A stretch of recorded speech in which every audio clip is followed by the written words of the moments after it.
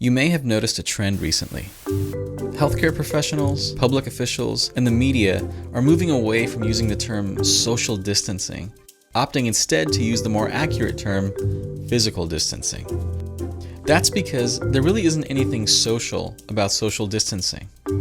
Even though we need to keep physical space between us, we are as social as we've ever been, using tools like social media and video conferencing to stay in touch.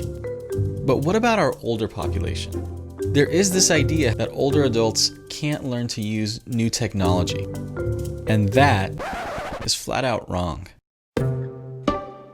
My name is Rachel Wu, and I'm an assistant professor at the University of California, Riverside in the psychology department, and I do research on how we learn from infancy all the way to older adulthood. So a lot of the research that we do, the whole goal is to undo a lot of the stereotypes, like the negative mindset surrounding older adults and learning.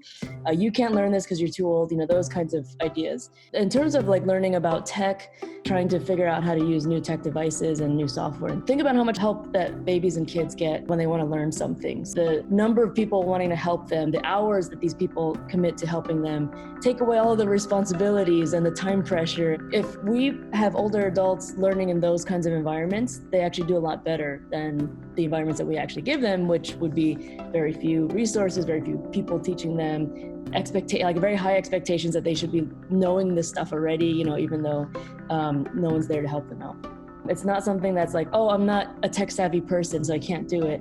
No one's ever born tech savvy. You either get the help to learn and the time to learn and the motivation to learn more, or you don't get that. With babies and kids, we don't say, oh, you're not going to be good at X, Y, and Z, so we're not even going to bother teaching you. But with adults, we hear this all the time. Oh, you're not going to be good at that. I'm just going to do it for you or something like that. That's what we're trying to debunk, the idea that, you can't learn as well the older you get.